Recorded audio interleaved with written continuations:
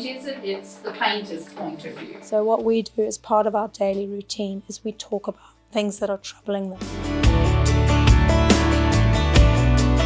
What started off as just a short-term problem is now becoming a long-term problem. And they know from when I've talked to the kids in the classroom that this is something that's going to take years and years and years to come right. As young as they are, they've got a very good understanding of what the long-term effect of this is. Every day you look out at the land, it's kind of heartbreaking to think that it hasn't rained and the tanks are really empty. It's just so hard. It's scared, like, cause I look out onto my neighbour and her whole paddock is just dead grey. So I've got a little kid who the mum said, you've got a choice, your hamsters or your horse, what's it going to be? And they said, oh, they'd rather have the guinea pigs because the guinea pigs they can snuggle up to. So that's the sort of thing that they can making a choice. They shouldn't have to.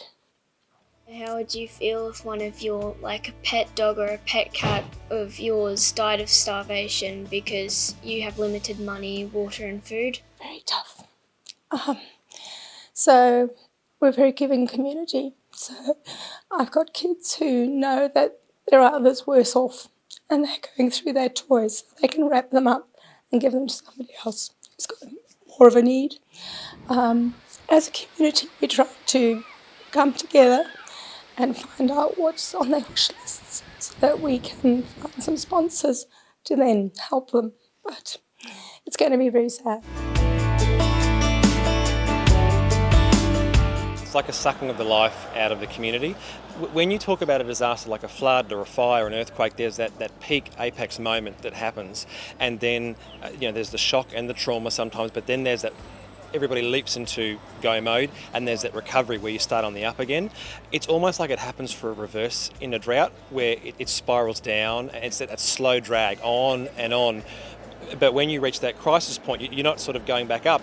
You've spiraled down, and then the feed runs out, then the water runs out, then the money runs out because there's been no income. I want the state and federal governments to come and see what a natural disaster does to a town like this. They can drive around and see how many properties are for sale. They can drive around and see how many businesses are for sale. No doubt there is a cost involved with it. But I think at the end of the day, we've got to make sure that we have a grand plan of infrastructure, of making sure that those that come, we leave a legacy for those to follow on. I feel really sad, because we got nothing left. It makes me scared because there's not enough food and there's not enough hay for our horses. The bore is almost empty. A lot of we've had a couple of animals die. I think we need to listen to the children in our communities. They're the voice. They're the ones who are having to live with it. And it is our responsibility to look after their social and emotional well-being. This is beyond the school.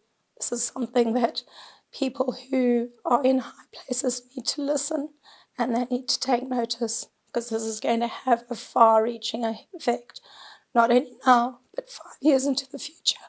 And if we let this generation down, I for one, will feel very guilty. It's a lot more difficult than people think it is.